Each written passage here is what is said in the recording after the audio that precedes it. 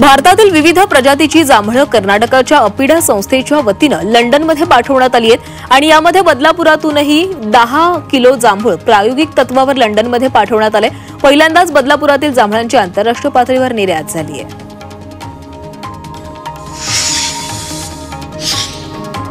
बदलापूरचं rationing कार्यालय मुरबाडला स्थलांतरित होणार नसून ते बदलापूरलाच राहणार आहे। परशुराम आर्थिक विकास महामंडळाचे अध्यक्ष आशिष दामले यांनी ही माहिती दिली आहे। याबाबत दामले यांनी छगन भुजबळ यांची भेट घेतली होती आणि या निर्णयामुळे नागरिकांची मोठी गैरसोय टळली आहे। भंडारा जिल्हा दूध उत्पादक सहकारी संघासाठी मतदान पार पडले। निवडणुकीसाठी 25 उमेदवार रिंगणामध्ये आहेत।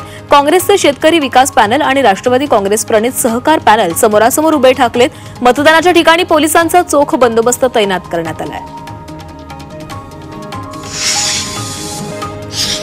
अहिल्यानगरातील श्रीरामपुरात पोलिसांच्या विशेष पथकानं मटका बुकिंग विरोधात कारवाई केलेली आहे। या कारवाईमध्ये 8,36,000चा मुद्देमाल जप्त करण्यात आलाय। या प्रकरणी पोलिसांनी 22 जणांना अटक केली आहे। मुंबई गोवा महामार्गावर संगमेश्वर ते रत्नागिरी दरम्यान महामार्गाची दयनीय अवस्था झाली आहे। आरवली ते बावननदी रस्त्यावर अगदी 3 ते 4 फुटांपर्यंत खड्डे पडलेत, त्यामुळे भागातून वाहन चालकांना मोठी कसरत करावी लागते। 1 जुलैला कल्याण डोंबिवली शहराचा पाणी पुरवठा बंद राहणार आहे। सकाळी 9 ते संध्याकाळी 4 दरम्यान पाणी पुरवठा बंद ठेवला जाईल। टिटवाळा, वडवली, आंबिवली, शहाड, बिर्ला महाविद्यालय तसंच म्हाडा, वसाहत, डोंबिवली पूर्व आणि पश्चिमेचा पाणी पुरवठा बंद राहील।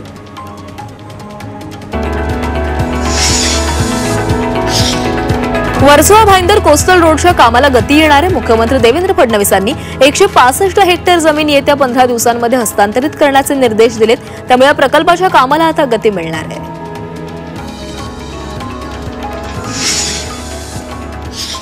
पिंपरी चिंचवड महापालिकेच्या कर संकलन विभागानं सुट्टीच्या दिवशीही कर संकलन कार्यालय चालू ठेवण्याचा निर्णय घेतलाय। ऑनलाईन पद्धतीने मिळकत कर भरणाऱ्यांना 10% सवलत मिळणार आहे, तर महिला मिळकत धारकांना 30% सवलत दिली जाईल। या सवलतीमुळे सुट्टीच्या दिवशी कर संकलन कार्यालय सुरू राहणार आहे।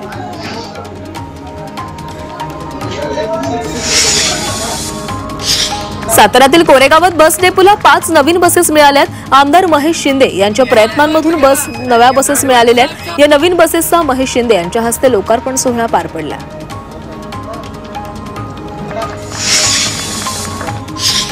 संभाजीनगरच्या शेंद्रा एमआयडीसी मधील ऑरिक शहरात अनेक कंपन्यांनी जागा मागितल्या होत्या, त्यापैकी 6 कंपन्यांना भूखंड देण्यात आले आहेत। या कंपन्या 1280 कोटी रुपयांची गुंतवणूक करणार असून त्यातून 3,300 लोकांना रोजगाराची संधी मिळणार आहे।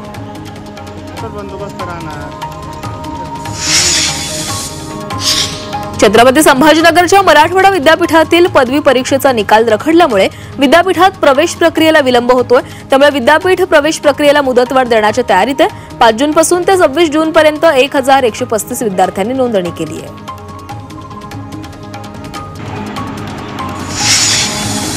शुक्रवारी राज्य सरकारचं आपलं सरकार हे ऑनलाईन पोर्टल बंद पडलं होतं, त्यामुळे विद्यार्थ्यांच्या प्रवेशात पालकांना अनेक अडचणी आल्या। पोर्टलमध्ये अनेक तांत्रिक अडचणी येत असल्यानं अर्ज प्रक्रियाच पूर्ण होत नसल्यानं पालक हैराण झाले होते।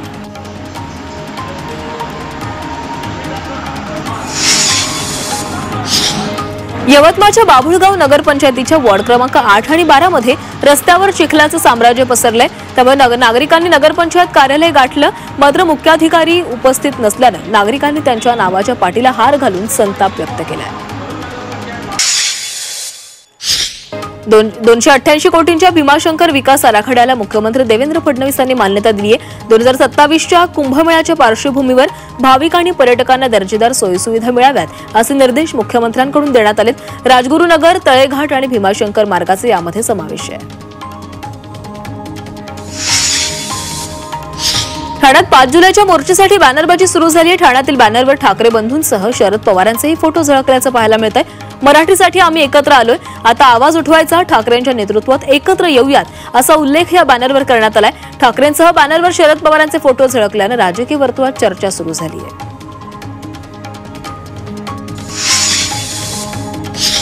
उपमुख्यमंत्री एकनाथ शिंदे आज भंडारा जिल्ह्याच्या दौऱ्यावर असणार आहेत आणि यावेळी रेल्वे मैदानात पक्षातील कार्यकर्त्यांचा मेळावा होणार आहे आणि या मेळाव्यामध्ये एकनाथ शिंदे कार्यकर्त्यांना संबोधित करतील। या पार्श्वभूमीवर पोलिसांचा बंदोबस्तही तैनात करण्यात आला आहे।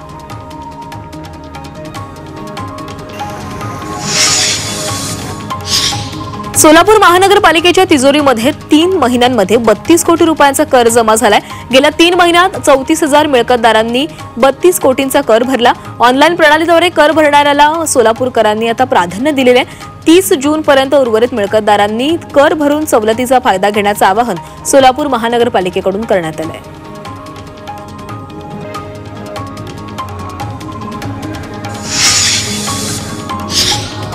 यवतमाळमधील शासकीय आदिवासी आश्रम शाळांमध्ये किलबिलाट सुरू झालेला आहे। शाळांमध्ये मोठ्या उत्साहात प्रवेशोत्सव साजरा करण्यात आला।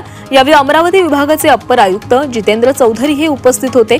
वृक्षारोपण, ग्रंथदिंडी आणि प्रभात फेरी काढून प्रवेशोत्सव संपन्न झाला।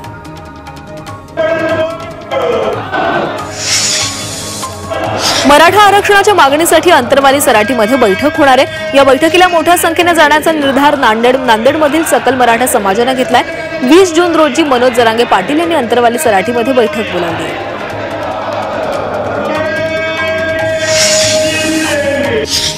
साहित्यिक सुरेश सावंतांना बाल साहित्यासाठी साहित्य अकादमीचा पुरस्कार जाहीर झालाय, तर सचिन मोहितेंना राज्य शासनाचा उत्कृष्ट छायाचित्रकार पुरस्कार जाहीर झाला। या दोघांचाही नांदेड जिल्हा मराठी पत्रकार संघाकडून सत्कार करण्यात आला आहे। भंडाऱ्याच्या बीडीसीसी बँकेच्या निवडणुका सुरू झाल्यात। अनेक नेत्यांनी या निवडणुकीसाठी नामांकन अर्ज दाखल केले। 27 जुलै रोजी या निवडणुकीसाठी मतदान प्रक्रिया पार पडणार आहे, तर 1063 मतदार मतदानाचा हक्क बजावतील। कल्याणमधील आचार्य अत्रे हॉलमध्ये राष्ट्रीय विद्युत सुरक्षा सप्ताहानिमित्त चर्चासत्राचं आयोजन करण्यात आलं होतं। या चर्चासत्रामध्ये इलेक्ट्रिक वस्तूंचा वापर मोठ्या प्रमाणामध्ये होत असल्यानं विद्युत कर्मचाऱ्यांसोबतच नागरिकांनाही अधिक दक्षता बाळगण्याचं आवाहन करण्यात आलं आहे।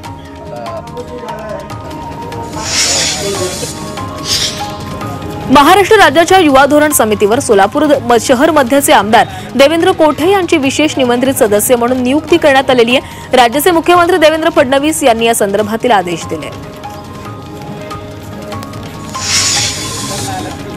राज्य पोलीस दलातील 50हून अधिक अधिकाऱ्यांची बदली करण्यात आली आहे। आगामी निवडणुका डोळ्यासमोर ठेवून गृह विभागाने हे आदेश दिलेत। नाशिक शहरचे पोलीस उपायुक्त चंद्रकांत खांडवींची धुळे, तर प्रशांत बच्छाव यांची कोल्हापूरला बदली करण्यात आली आहे।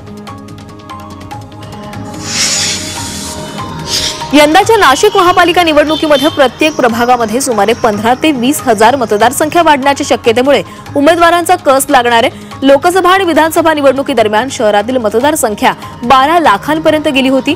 पालिका निवडणुकांपर्यंत ती संख्या आणखी वाढण्याची शक्यता आहे।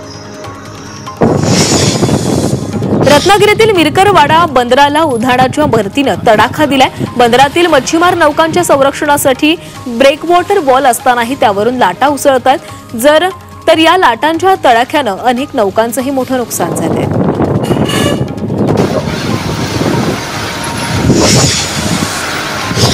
जळगाव जिल्ह्यात सर्वात मोठं पाणलोट क्षेत्र असलेल्या हतनूर धरणाचे 10 दरवाजे उघडण्यात आले।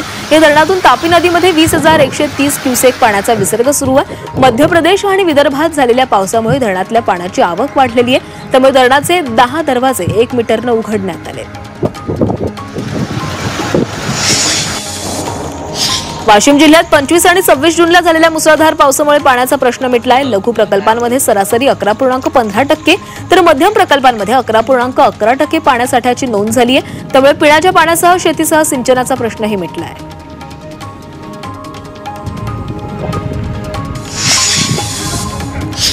जायकवाडी धरणात सध्या 18,372 क्युसेक वेगानं पाणी सुरू आहे। पाण्याची आवक सुरू आहे, त्यामुळे धरणातला जलसाठा 29%वरून 40%वर गेलाय।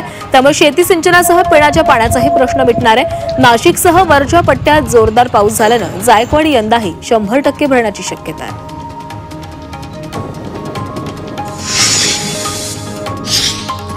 रत्नागिरीतील मिरकरवाडा बंदराला उधाणाच्या भरतीनं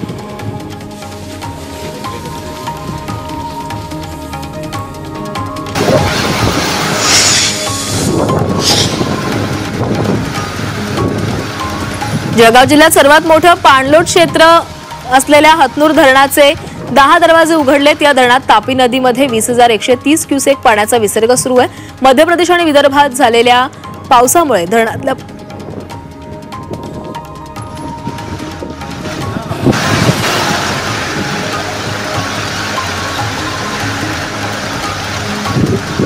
त्यामुळे धरणाचे 10 दरवाजे 1 मीटरनं उघडण्यात आलेले आहेत।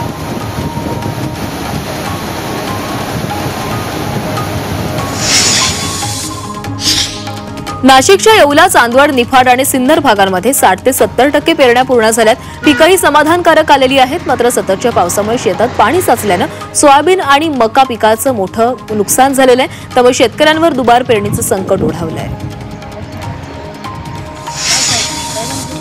राज्यात खरीपाच्या जवळपास 56 लाख हेक्टरवर पेरण्या पूर्ण झाल्यात. राज्यात सरासरीच्या 39% क्षेत्रावर सध्या पेरणी पूर्ण झालेली आहे. सोयाबीनची 21 लाख हेक्टरवर पेरणी पूर्ण झाली आहे, तर कापसाची पेरणी ही 43% इतकी पूर्ण झालेली आहे. पुणे आणि लातूर विभागात सर्वाधिक पेरणी पूर्ण झाल्यात. पूर्व विदर्भात अद्याप पावसाची प्रतीक्षा आहे.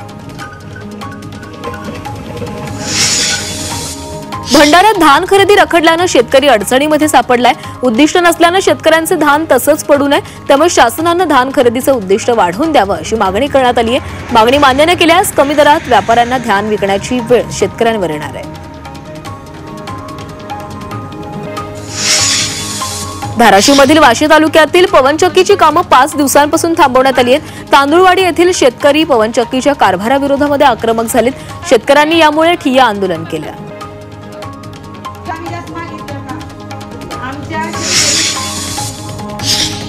वाशिम जिल्ह्यात 38 महसुली मंडळातल्या गावांमध्ये 65 मिलीमीटरपेक्षा अधिक पाऊस कोसळलाय. तब्बल 15,303 हेक्टर क्षेत्राला याचा फटका बसला. रिसोड तालुक्यात 51 गावांना पावसानं झोडपलंय. प्रशासनानं नुकसानीचे पंचनामे केलेत आणि नुकसानीचा अंतिम अहवाल मदतीसाठी शासनाकडे पाठवण्यात येणार आहे.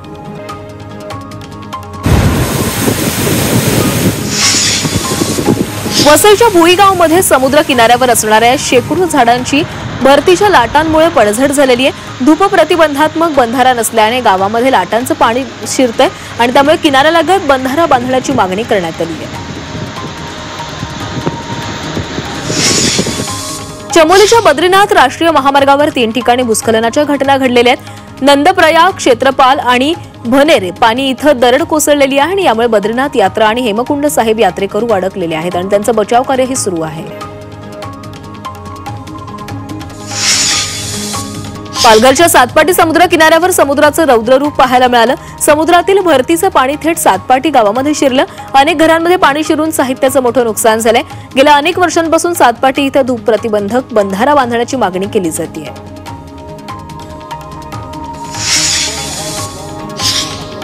पाकिस्तानात स्वात नदीला अचानक पूर आला. यात तिथल्या पंजाब प्रांतातल्या सियालकोटच्या एकाच कुटुंबातले 15 जण वाहून गेलेत. सध्या शोधमोहीम राबवली जाते. या नदीच्या ठिकाणी अनेक जण फिरण्यासाठी येत असतात. मात्र नदीच्या पाणी पातळीमध्ये अचानक वाढ झाली आणि पर्यटक त्यात अडकले. काहींनी नातेवाईकांना वाचवायला पाण्यामध्ये उड्या मारल्या अशीही माहिती मिळते. मध्य प्रदेशच्या हरदा जिल्ह्यामध्ये पावसाचा कहर सुरूच आहे. ग्रामीण भागात नद्यांना पूर आलाय. जीव धोक्यात घालून ग्रामस्थांना या पुरातून जावं लागतंय. प्रशासनानं योग्य उपाययोजना न केल्यानं ही पूरस्थिती ओढावल्याचा आरोप नागरिक करतायत. साताऱ्यातील पाटणमध्ये रानडुकरांची शिकार करून विक्री केल्याप्रकरणी कारवाई करण्यात आली आहे. या प्रकरणी वन विभागानं 3 जणांना ताब्यात घेतलंय. गुप्त माहितीच्या आधारे ही कारवाई करण्यात आली. या आरोपींकडून शिकारीचं साहित्यही जप्त करण्यात आलं. अकोल्यात गुरांची अवैधरित्या वाहतूक केल्याप्रकरणी कारवाई करण्यात आली आहे. या कारवाईमध्ये पोलिसांनी 23 गुरांची सुटका केली. त्याचबरोबर 23,75,000चा मुद्देमालही जप्त करण्यात आला. अकोल्यातील तेल्हारा खदान जुने शहर पोलीस ठाण्याच्या हद्दीमध्ये दिवसाढवळ्या घरफोडी करण्यात आली आहे. या प्रकरणी 2 आरोपींना अटक करण्यात आली आहे. या आरोपींकडून 1,37,000चा मुद्देमालही जप्त करण्यात आला आहे.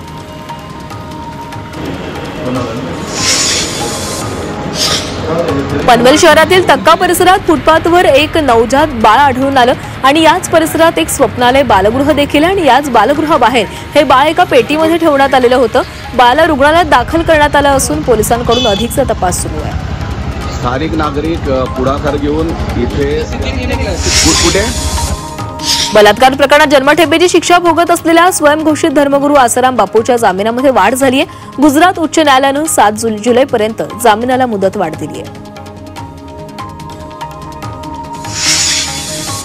पुण्यातील चिंचवडच्या वाल्हेकरवाडी परिसरात काही तरुणांनी गाड्यांची तोडफोड केली आहे. या प्रकरणी पोलिसांनी गाड्यांची तोडफोड करणाऱ्याला टोळीला अटक केलेली आहे. त्याचबरोबर 2 जणांसह एका अल्पवयीन मुलावर देखील गुन्हा दाखल झाला आहे.